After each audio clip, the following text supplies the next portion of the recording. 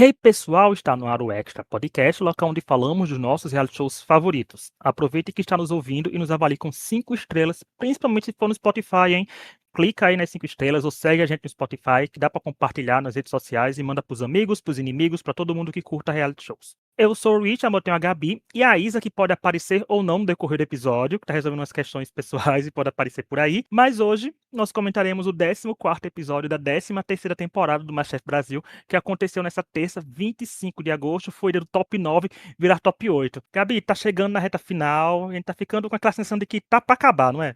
Sim, agora tá mais perto do fim do que do começo, né? E vou falar que acho que finalmente veio aí um episódio que eu gostei do nível de cozinha. Quem diria que botar todo mundo pra cozinhar sozinho, né, podia ter render umas coisas mais individuais melhores pra alguns, outros não, Então, que foram eliminados, mas olha, a gente pensava que o episódio seria curto, porque teria só a Gabi e a Isa comigo aqui, aí a Isa que não pode talvez não aparecer, ia ter só a Gabi, foi Gabi, em 10 minutos te grava. Porém, esse cast tem uma coisa que acontece, gente, é polêmica. Tem polêmica que acontece, a gente lança o episódio na quinta, de manhãzinha, quando dá 8 horas da manhã tem uma polêmica acontecendo. Eu fico, ih, vai entrar no roteiro da semana que vem. Nessa não, as coisas foram acontecendo na madrugada de terça pra quarta e durante o dia de quarta, né? Que a gente grava na quarta-feira, pra mim tá gravando aqui, gente, 8h30 da noite, na quarta-feira.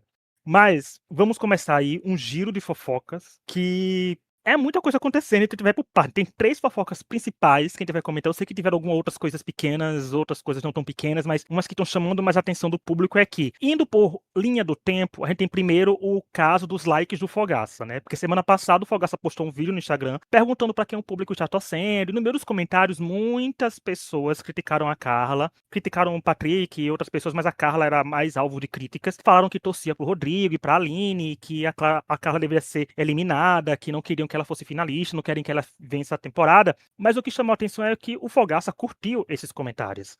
Né? E vale lembrar também, que é uma coisa que as pessoas estão prestando atenção, alguns sim, outros não, os desempenhos da Carla são melhores quando ele não está na bancada, né? Que são assim, ele faz umas semanas que não tá indo, né? Tudo. E aí, Gabi, o que você tá achando desse like gate aí do Fogaça?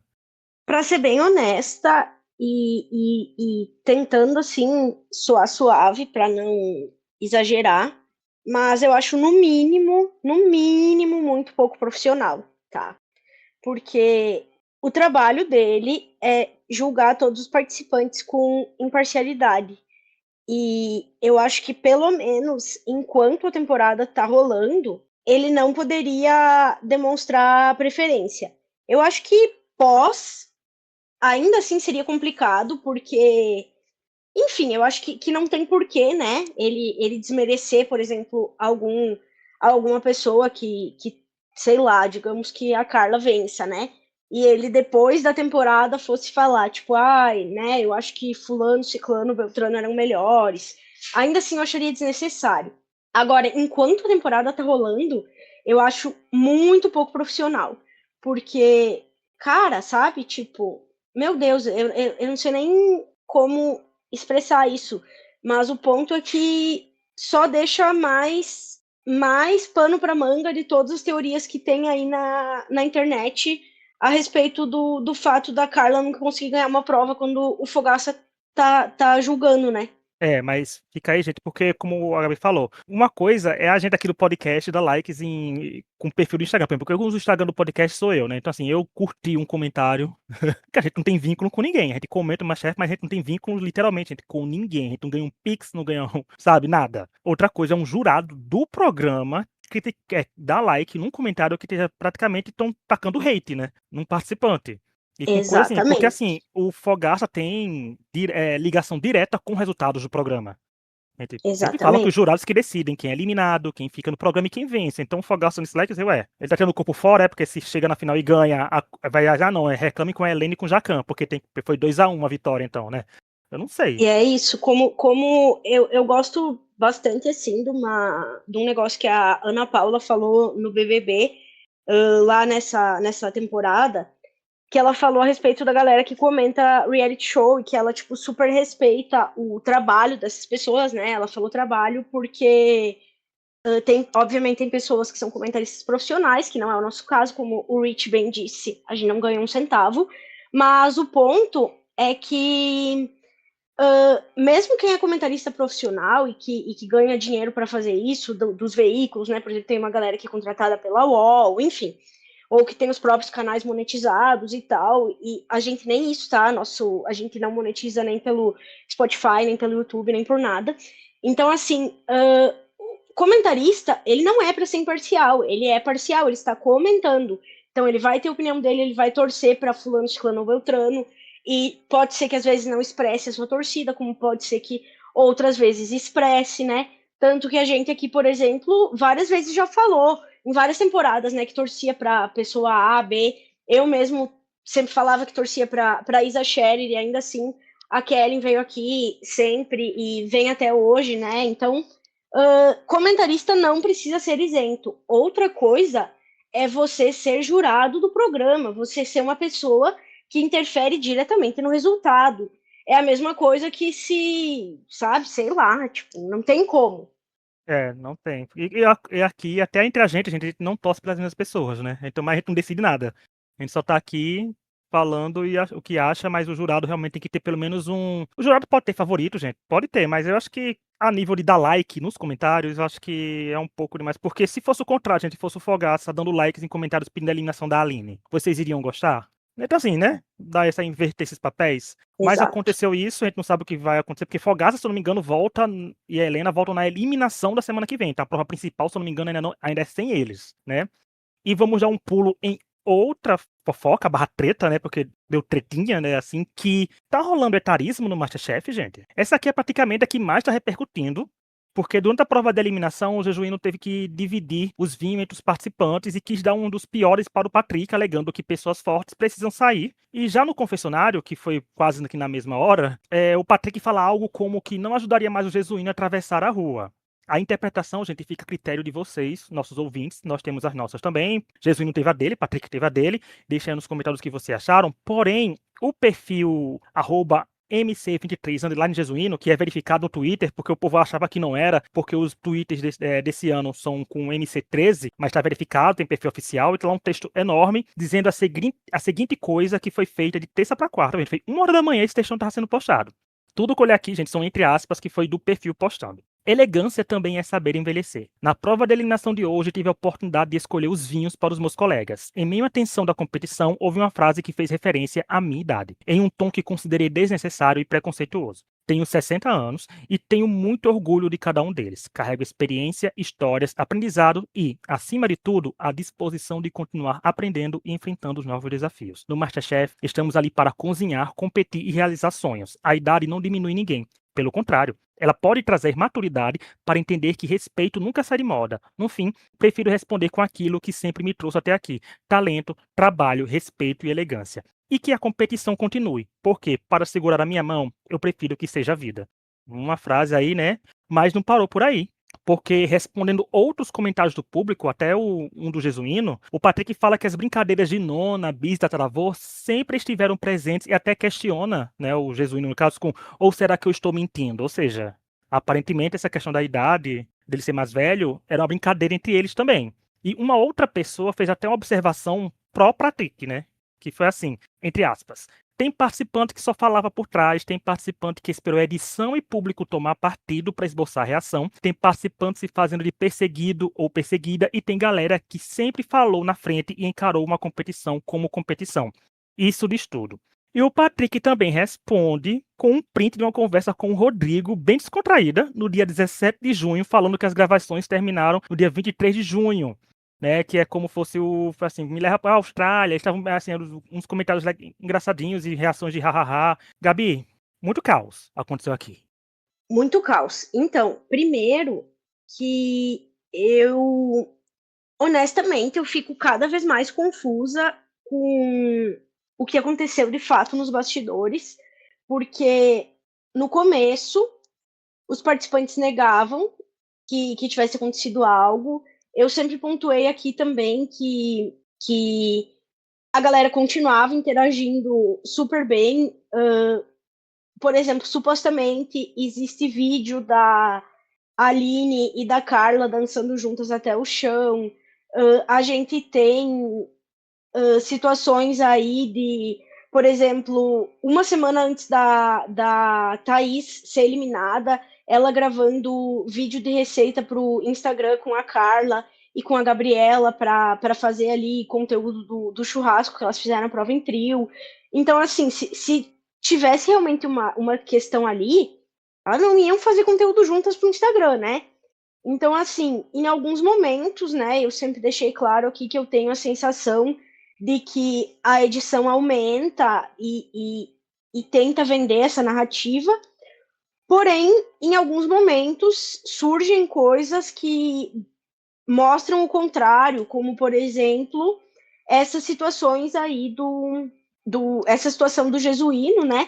Mas aí a gente pode até alegar, por exemplo, que isso foi um confessionário, então ele não viu antes, né? E aí ele viu e não gostou, e acho que ele tá todo no direito dele, né? E aí eu acho que vale também o Patrick fazer a reflexão, que é a segunda vez que ele faz um comentário que tem um tom aí preconceituoso, né? Então já foi aí com questão contra as mulheres, né?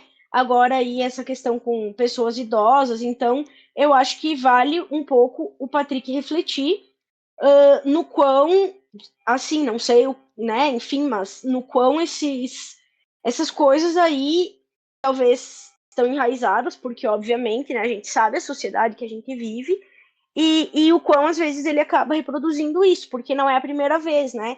Então acho que cabe aí pensar um pouco sobre isso. E sobre esse todo aí, eu já falei um pouco, mas é isso. No episódio de ontem mesmo teve um take da Carla e do Rodrigo rindo juntos e brincando e fazendo piada. Então, assim, eu realmente não sei o que pensar, tá? Eu fico tipo. Sabe aquele meme do John Travolta, que ele olha para um lado, assim, daí não entende nada, e olha para o outro? Sim. É assim que eu fico, porque quando eu acho que eu tô entendendo, aí surge um negócio novo. E sobre essa coisa do Patrick e do Jesuíno, eu acho que uma linha tênue que o Patrick teve que não pode mais se atentar que o programa já tá gravado, né? Não é como se o episódio fosse gravado toda semana e fosse ao ar toda semana, assim, quase que ao vivo, né? Fica uma dica para os próximos participantes, é que brincadeiras que acontecem nos bastidores, para vir a público no episódio, tem que a história acontecer nas telas pra gente ver também, né? Porque se eles tivessem essa relação dessas brincadeiras já durante todos os episódios, teria uma linha narrativa construída, né, sobre por que ele falou isso, e já que eles se tratavam assim nos bastidores. Isso até poderia podar esse suposto uso do jesuíno de engajar, né, ao redor disso. Mas é aquilo, né, reality show, gente, o que você fala pode e será usado contra você, e terão mil interpretações, mas eu quero saber mesmo de quem está nos ouvindo o que vocês acharam aqui, porque a gente gosta de jogar a opinião de vocês também. A gente tem as nossas, mas a dos outros é muito demais também ouvir. E sobre isso também, não vou dizer aqui que o Jesuíno está fazendo para engajar ou não, mas eu acho também que vale uma reflexão, que é o ponto de que, em dado contexto, a pessoa pode ter feito uma brincadeira, ele pode ter usado aí, que nem ele falou, brincadeira de avô, de nono, de não sei o quê, e o Jesuíno ter gostado e, tipo, ter sentido que era num tom carinhoso e tal, e ter achado legal, e ele pode ter visto o confessionário depois e aquilo não ter soado bem para ele. Pode muito bem ser o que aconteceu também, não é porque a vida inteira tu achou que uma brincadeira, tipo, foi legal e que tu é obrigado a aceitar aquilo pro resto da vida, enfim. Então, assim, são N possibilidades. Eu acho que não dá também pra gente simplesmente partir do pressuposto de que ele não se incomodou com isso. É. Fica aí, Jesuíno, comenta pra gente também. Mas olha, vamos para a terceira fofoca, porque são top 3 fofocas em ordem cronológica, que essa, gente, teve desdobramento minutos antes da play aqui, da REC, para gravar. Tá acontecendo um exposed, podemos dizer assim, no Twitter, porque os participantes, não só eles se envolvem em tretas agora. Agora tivemos a da esposa da Carla, também entrando em uma, porque as pessoas estão dizendo, né, que ela é a esposa da Carla, mas depois eu vi que postou foto tem foto no Twitter das duas, na época da pandemia, que estava na linha de frente, então assim, confirmaram que é ela, né? Ela postou uma coisa lá que gerou reverberou também no Twitter. Toda citação aqui, gente, como mais uma vez eu falo, é entre aspas. dá muita vontade de contar sobre uma participante casado ou casada que enviou mensagem para outro participante chamando para o apartamento dela. Queria ver como a fama ia continuar. Hipocrisia rola solta. Vocês não têm noção de absolutamente nada. Fecha aspas. E isso aqui tem gerado teorias de quem seriam as pessoas. Aí eu tinha trazido aqui para a Gabi e para a Isa para teorizar sobre, mas eu trago esse plot twist porque lá pelas 8 horas, né, o perfil Yuri Barcelos no Instagram e no TikTok, eu vou dar aqui os créditos devidos a ele, que é @Yuri Barcelos. Yuri com I no começo e Barcelos com 2 L's, né? Ele fez um apurado sem citar nomes, falando dessa suposta situação. Porque aconteceu, gente, teria acontecido, né, supostamente acontecido, nos primeiros episódios, ou seja, episódios 1 e 2, que tinha aquele muvuco ainda todo, né, que era aquele time de futebol com aquelas roupas horríveis que ele estava usando, que o participante mesmo convidou outro para tomar cerveja em seu apartamento e eles eram divididos em 2 camarins. Metade ficava no camarim, metade na outra, e um comentou sobre isso num camarim, mas comentou num tom alto que todo mundo acabou ouvindo. E como todo mundo ouviu, o assunto se tornou público entre eles e cada um tomou o lado e a confusão, entre aspas, estava armada. Então é essa situação que aconteceu aí e teve mais desdobramento, né, Gabi? Porque mais pessoas foram respondendo, mais coisas foram acontecendo, acabou virando não só sobre essa história. Então, babado essa história, né? Eu até comentei, eu vi as pessoas teorizando que o Everaldo e a Madu teriam ficado, e aqui deixando bem claro para não tomar processinho, foi um vídeo que eu vi no Instagram, eu não me lembro mais quem postou, então, assim, sinto muito, não vou poder nem dar créditos e nem dizer quem foi para vocês irem atrás, caso queiram processar, mas foi essa fofoca que eu tinha visto. Porém, daí falaram no Twitter que os dois são solteiros. Então, claramente, né? Não seriam eles aí que estão envolvidos nessa história. Não sei quem são. E o que eu ia comentar mais especificamente sobre a história da esposa da Carla, nem foi isso que me pegou, tá? Eu fiquei olhando ali as coisas que ela ficou tweetando ao longo do dia, porque ela ficou uma boa parte ali do dia respondendo às pessoas e tal. E duas coisas me chamaram a atenção. A primeira é que, assim, uma onda de ataques homofóbicos, né? E aí, assim, quero ressaltar: não importa o que vocês achem da Carla, vocês podem odiar ela, não dá o direito de ninguém ser homofóbico com ela, ponto, né? Acho que deixar isso aí muito claro. E, assim, infelizmente, tem uma série de ataques, além de outros que não são sobre essas questões, que tem muito, dizem muito mais respeito ao comportamento dela no programa, mas sim, eu vi uma série de comentários homofóbicos, e aí eu queria muito pontuar que é ridículo. E o segundo ponto é que ela fala que alguns participantes sofreram homofobia de outros participantes dentro do programa. Ela não cita quem foi, nem quem foi vítima e nem quem foi a pessoa que foi homofóbica, tá? E ela fala que, infelizmente, as pessoas que foram vítimas optaram por deixar para lá, por não expor, não quiseram que isso estragasse a experiência deles no programa. Então, optaram por não expor e tal. Mas que isso seria muito relevante para tudo que aconteceu depois nos bastidores e tal, e que supostamente levou a tudo isso que estamos vendo. Então, assim, é isso. Não posso dizer se aconteceu, se não aconteceu, mas acho relevante mencionar, já que a gente sempre traz N teorias aqui do que pode ter acontecido, acho relevante mencionar que isso surgiu também aí como uma pauta, como uma fofoca no dia de hoje, tá? Eu acho bem complicada a instituição parentes de participantes, porque eles acabam ou ajudando ou prejudicando mais ainda a situação de um participante, né? A gente sabe que a intenção é boa, defender seu ente querido, mas é realmente uma linha tênue, uma linha perigosa, porque, por exemplo, não é a primeira temporada, infelizmente não vai ser a última que tiver ataques dentro e fora. Assim, fora eu falo a forma aberta do público cometer crimes a céu aberto, né? Crimes virtuais ao céu aberto. Que eu acho, gente, fale que a pessoa é chata, fale que é insuportável, né? Mas cometer crime? 2026, gente. A gente tá em 2027 já. Crime, se a pessoa tiver disposição em dinheiro, a pessoa processa e ganha a causa, né? Conseguindo as boas provas. Exatamente. Hoje mesmo a Ana Paula Renault ganhou um processo aí em cima de um hater que ficava comentando coisa de ódio em cima dela no Twitter. Então, assim, galera, sabe? se esforcem para não ser vocês os próximos. E eu sou a favor de que vá tacar mais amor no seu favorito.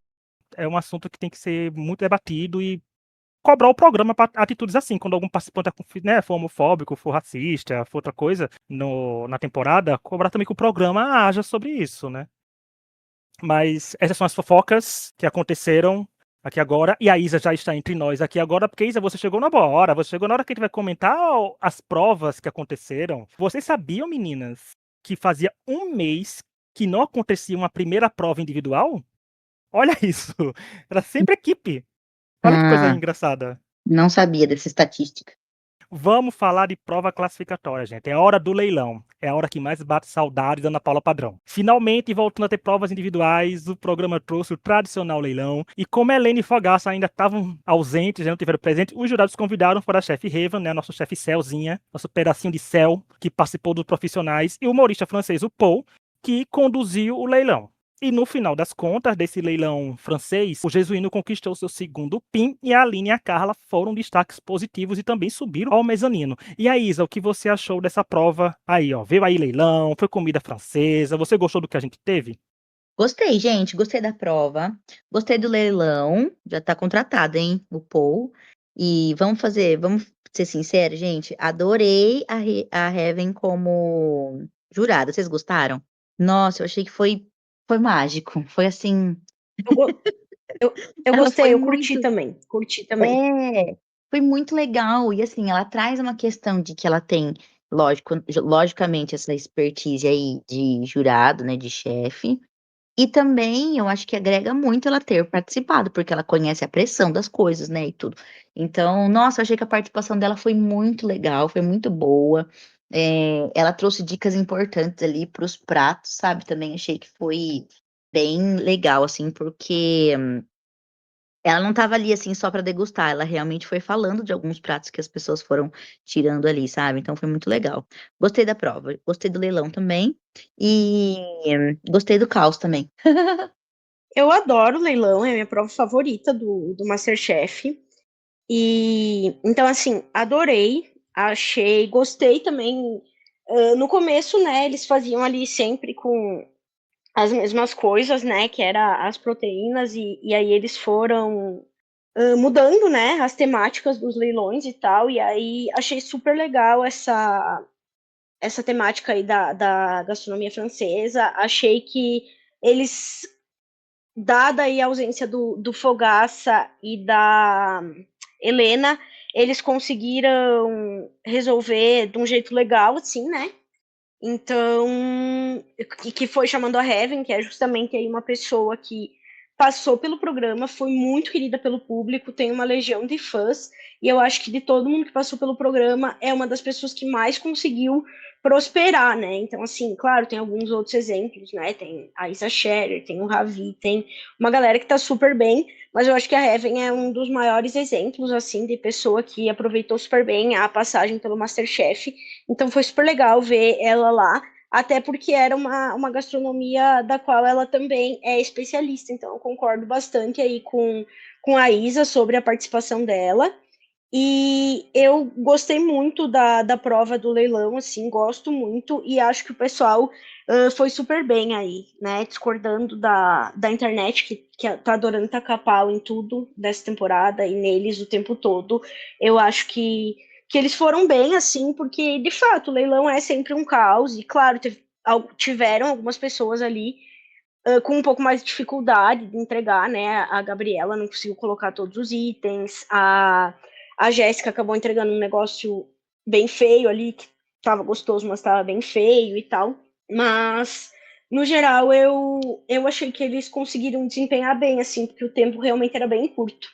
Aí eu passei 2 semanas elogiando os empratamentos da Jéssica e ela entrega aquela papa, sabe assim? Ai, meu Deus, você tá vendo como quando eu começo a esboçar a torcida por alguém desanda até em programa gravado?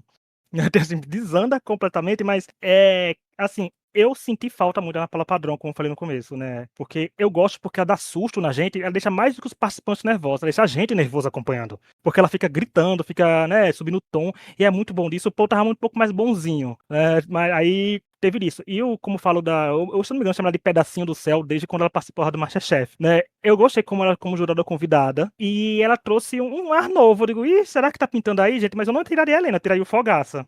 Deixaria 2 juradas. Né? Tá na hora do MasterChef se Sim, reinventar nesse também. tipo, sabe? Tipo, trazia ela pra ficar, mas ela tem 5 restaurantes, né? Será que conseguia dar conta dos 5 e gravar 30 temporadas por ano? Porque, né? MasterChef existe tempo também pra gravar bastante. E eu achei legal a participação dela, porque ela soube acrescentar experiência que ela teve no programa com a questão da experiência na culinária francesa também.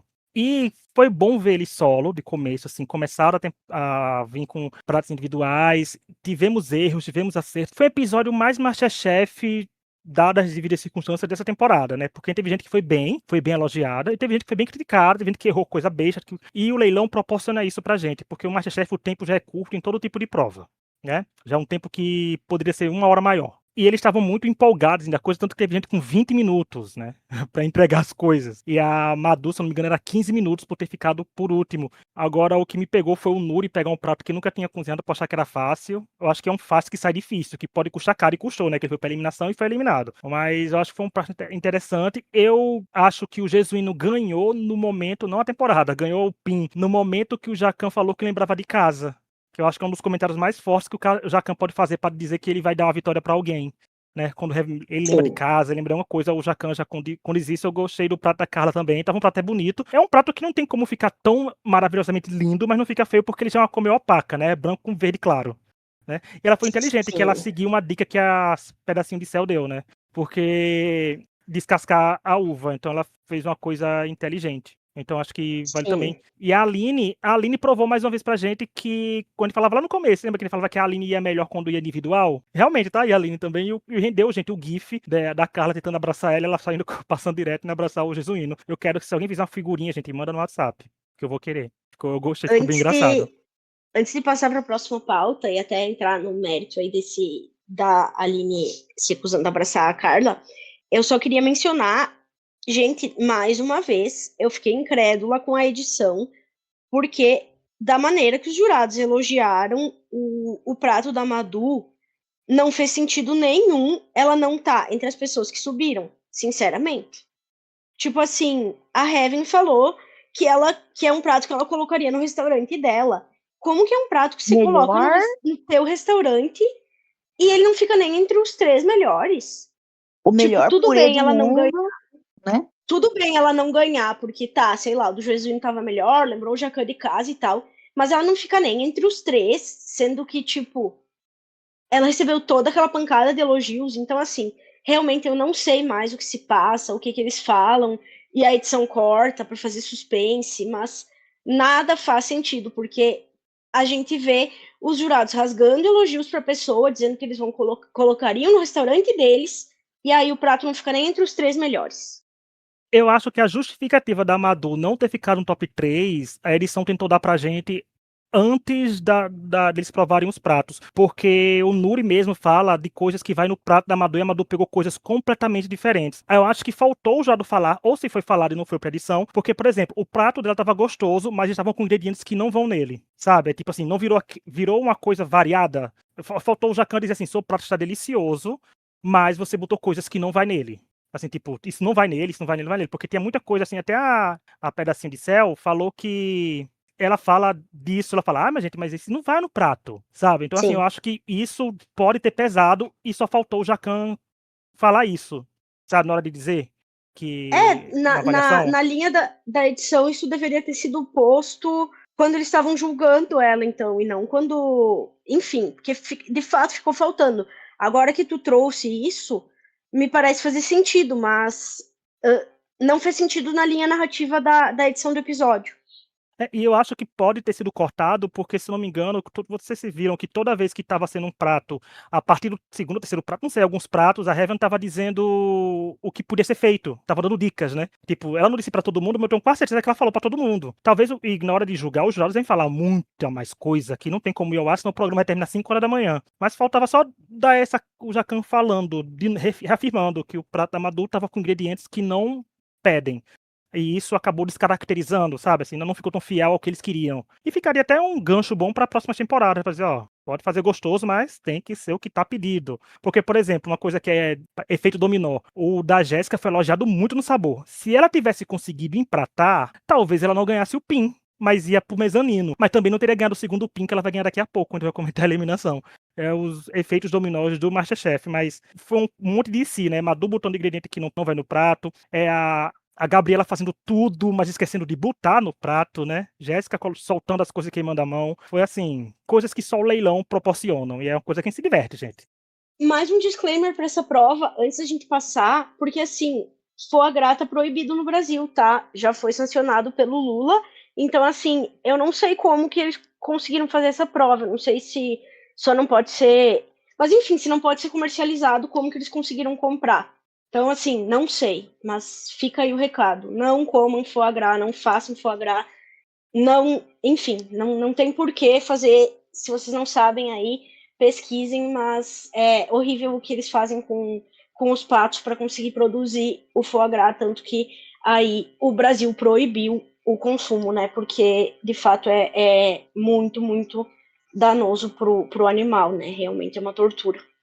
Agora vamos falar de prova eliminatória, gente, porque foi prova de harmonização com o vinho. O Jesuíno dividiu os 6 vinhos entre os participantes, que tiveram 1 hora para servirem belos, saborosos pratos harmonizados com o vinho recebido. Para substituir a Helene e o Fogaça, que também ainda não estão lá, né, tivemos outros jurados convidados, o chefe Diego, vencedor do MasterChef Profissionais, e a Priscila Mata, especialista em harmonização, ou seja, substituíram com pessoas com local de fala, um ex-participante profissional que entende também do assunto, e uma especialista em harmonização, que condiz muito super com essa prova. Então, nisso, o programa acertou bastante também. E no fim de tudo, como eu falei, a Jéssica levou a melhor e conquistou o seu segundo PIN, né? Foi o episódio dos pins duplos, né? Já o Nuri foi o eliminado da semana. E aí, Isa, o que você achou dessa prova de eliminação? Teve injustiça? Não teve? Porque semana passada a gente soltou o verbo sobre injustiças.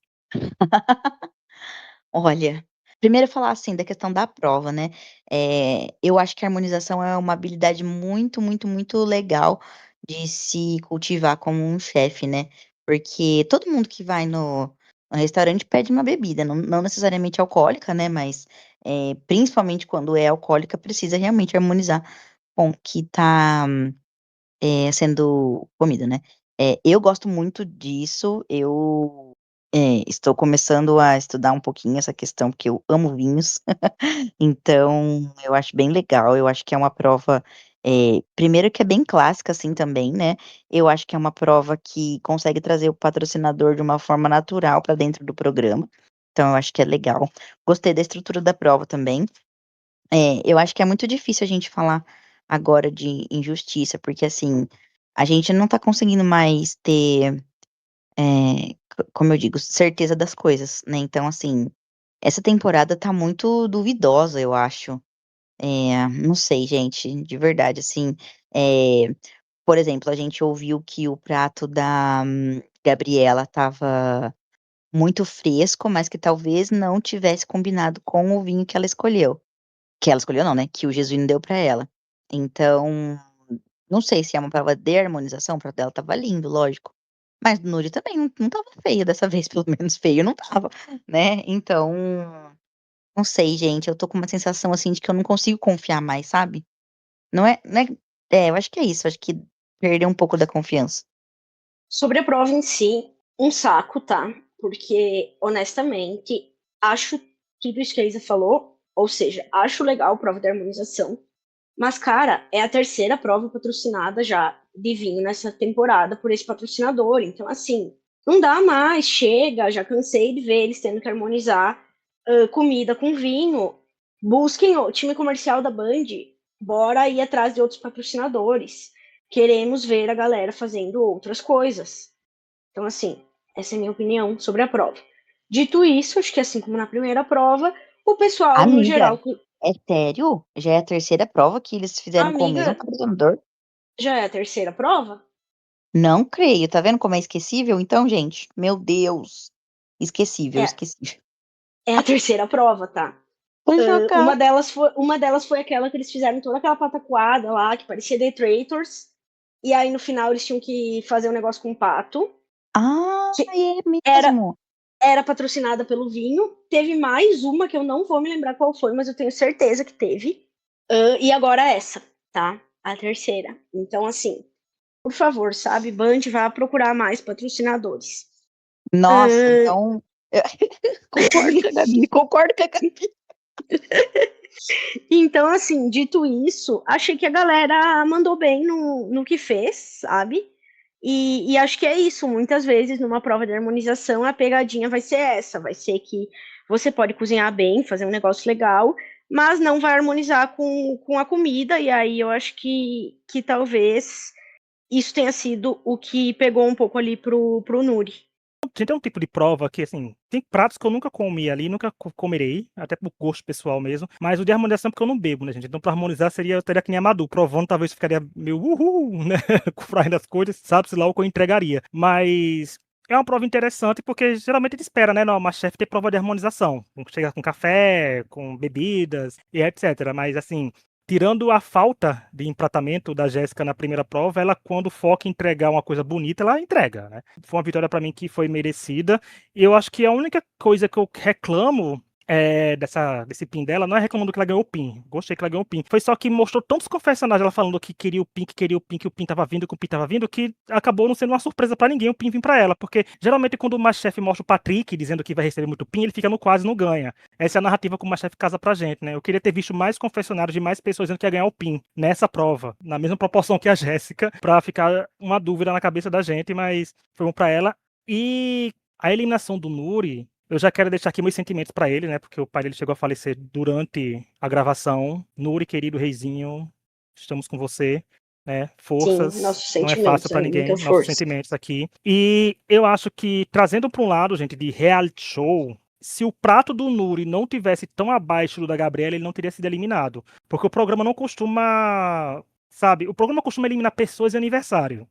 Isso acontece em Survivor, isso acontece quando a gente joga jogo online. Isso acontece muita coisa. Mas acho que a situação do Nuri é uma situação tão delicada que os jurados teriam pensado assim: nossa, ele foi tão mal assim porque ele tava passando por questões pessoais, vamos dar mais uma chance pra ele. Eu acho que ele merecia uma segunda chance, porque, sabe, nesse quesito, que ele não tava bem, né, claramente. Mas acho que não tinha como defender o prato dele com relação ao da Gabriela, né, pra ficar, porque, por exemplo, até no quesito narrativa, a Gabriela também não tinha muita narrativa pra entregar. Mas, infelizmente, tinha que eliminar alguém e o Nuri estava passando pela situação complicada e fez o pior prato, então teve que sair, mas fica aí nessas forças, não falou pro Nuri Reizinho, fica aí, Nuri, venha no podcast comentar um episódio com a gente, né? Mas tá aí, esses são os resultados que aconteceram, né? Jesuíno e Jéssica batendo a casa dos dois pins. Será que alguém vai chegar no terceiro pin e empatar com a Carla? Ou será que a Carla vai começar para abrir mais vantagem de novo, ganhando um quarto pin, né? Porque agora é top 8 ainda tem mais umas 2, 3 semanas antes de uma semifinal acontecer. Mas vamos falar agora, gente, dos confessionários, que o Chapolin Gremista no Twitter faz as contas, né? E eu vou trazer agora aqui com o top 9 inteiro como é que tá a situação. Nesse episódio foi o seguinte: Rodrigo, 27 confessionários, Patrick e Nuri empatado com 24, Jéssica e Madu empatadas com 22, Carla com 19, Gabriela com 12, Zuíno com 8 e Aline com 6. No acumulado de 14 episódios, nós temos um empate, gente. Aline e Carla rivalizam tanto que elas estão com 175 confessionários, agora empataram. Até nisso estão dividindo a coroa, né? Patrick está com 174, Madu 152, o Nuri é eliminado com 136, Rodrigo 135, Jéssica 117, Jesuíno 100 e Gabriela 99. Detalhe que Jesuíno e Gabriela estão atrás do Everaldo, eliminado do top 10, que tem 101. E ao menos que um dos dois zere semana que vem, eles já passam ele. Basta cada um ter 3 confessionários, já teremos o top 8 com 8 pessoas que foram as que mais comentaram na temporada. Eu acho que tem casos que algumas pessoas ficam no top 5, tendo saído no top 10 um tempão. Mas são os confessionários, vamos ver quem tá narrando mais. Olha aí, gente, será que a final é a Aline e Carla? Porque tô empatadíssimas. E o Patrick tá ali com um confessionário só, a menos. A gente vai descobrindo no decorrer das semanas. Mas agora, vamos para o destaque da semana, de trazer destaque com critérios únicos e exclusivos de cada um de nós aqui do podcast. Seja podemos trazer pela prova, confessionário, por atitudes dentro e fora do programa, tudo pode ser feito. Semana passada eu trouxe um MasterChef inteiro a nível de produção e edição. O céu é o limite pra gente. Isa, pra você, quem é destaque dessa semana e por quê? Quero trazer Jesuíno como destaque, porque eu achei a primeira prova dele linda, belíssima, chique, fino. Ganhou um comentário aí maravilhoso do chefe Jacan, né? Fez sua distribuição de vinhos ali, tentou destruir os inimigos, mas os inimigos cozinharam bem. Mas eu acho que ele teve uma participação muito boa nesse episódio, com né, uma premiação nessa prova, e também fez ali a parte do jogo que lhe cabia. E adoro ele, sempre gosto de dar destaque para ele. Eu acho que a foto dele fica muito boa como destaque. Os critérios únicos e exclusivos de cada um de nós, não? Gabi, pra você, quem é destaque e por quê? Eu também. O Jesuíno aqui estava entre as minhas possibilidades de trazer, porque acho que ele arrasou. E aí, além das coisas que a Isa mencionou, eu queria mencionar também o VT dele, que eu achei muito fofo, eu amei a história dele. Enfim, eu acho que humanizou bem ele, porque tem alguns VTs que são só, tipo, sabe? Tipo, não agrega em nada. E o dele, da vida dele, da história dele, eu gostei muito, né? Ele contando o que ele passou na vida e tal. Então, achei muito legal. Mas eu quero trazer uma outra pessoa, então, porque não sei se o Rich vai trazer, eu acho que ela merece ser mencionada, que é a Jéssica aí, na conquista do segundo pin dela. Eu acho que ela mereceu muito aí essa vitória na segunda prova. Eu acho que ela tá conseguindo aí crescer como participante. Então eu queria trazer para ela aí, porque eu acho que os dois merecem aí essa menção. E por fim, eu só posso trazer como destaque uma pessoa, né? Eu escolhi a Jéssica, mas eu queria deixar um recadinho assim carinhoso pro Nuri, né, com essa eliminação aí, principalmente, né, dado tudo que ele falou ali e que a gente pôde ver, né, das coisas que ele estava passando na vida pessoal. E eu acho que ele conseguiu também entender que naquele momento talvez tinha outras coisas mais importantes, né, que ele precisasse fazer ali, que ele mesmo falou, né, tá com a mãe, tá com a família, e poder, tipo, finalmente assimilar um pouco tudo que tinha acontecido. Então, queria mandar um recado carinhoso para ele e dizer que, assim, ele foi uma pessoa que começou a participação no programa não aparecendo tanto, né? Eu acho que teve aquele episódio lá da salada, que o público pegou um pouco no pé dele e tal, mas no decorrer do programa ele foi se mostrando aí super querido e acho que um bom cozinheiro. Então, só queria, assim, deixar esse recadinho para ele. Sobre o Jesuíno, a história dele casa muito com o reality show, né? Dá uma história boa de reality show, agrega e acrescenta a ele como participante. Eu acho que é uma história interessante. E, Gabi, minha escolha é a Jéssica, né? Eu ia trazer ela aqui. Eu tava entre Jéssica e Jesuíno. Jesuíno seria minha segunda opção se a Jéssica tivesse escolhido por vocês duas. Mas como a nossa Jesuíner, Isa, escolheu ele primeiro, né? Aí eu acho que pra mim ela teve o arco pessoal dela nesse episódio foi bom, né? Porque ela ficou focando muito que queria dar uma volta por cima, né? Tipo, eu vou dar uma volta, porque foi muito ruim, né? Ela, em questão de tratamento, na prova do leilão, ela conseguiu dar essa volta por cima, que nada melhor do que é. Quando você é criticado, que falhou alguma coisa, você ganhar um pin, né? Então ela conseguiu fazer isso e fica sempre minha observação. Se a Jéssica fosse um participante neutro no meio das tretas, sabe, não tivesse lado, tivesse ficado um pouquinho em cima do muro, os participantes falassem que era em cima do muro, a nível de popularidade aqui fora, gente, não teria pra ninguém. Não teria pra Ali, não teria pra Rodrigo, não teria pra Carla, não teria pra Patrick. Seria a Jéssica na cabeça do povo a nível tipo Geórgia, sabe? Assim, a torcida da Jéssica seria nesse nível, né? Porque eu vejo muito ela fazendo essa linha. Uma torcida estelar desde o começo. Porque o público não gosta muito de quem toma partido que eles não gostam, né? Mas quem também fica calado um pouquinho e mostra serviço, se destaca. Uma pessoa que fez muito isso no tumulto do partido, que eu sempre cito aqui, é a Leonela, né? Tinha uns amigos dela dos dois lados, mas soube conduzir muito bem essa rivalidade que existia entre os dois lados. Então, assim, pra Jéssica também fica isso, mas ela foi bem, eu gostei de ver, porque aí tem mais pessoas ganhando pins próximos, ninguém deslanchou, né? Abriu muita vantagem. Temos 2 pessoas com 2 pins, temos uma com 3, e tudo pode acontecer. Mas é isso. Chegamos ao fim do episódio. Muito obrigado a quem nos ouviu. E deixar o recado que o episódio tá saindo na quinta e na sexta já tem outro episódio, porque eu e a Laura vamos comentar a estreia do Estrelas da Casa. E será que a gente vai passar meia hora criticando? Será que vamos ter elogios? O que a gente vai falar? O que a gente achou da nossa querida Anira como jurada sem filtro no primeiro episódio? vão ter que dar play amanhã e descobrir. Até o próximo episódio e tchau! Tchau. Tchau.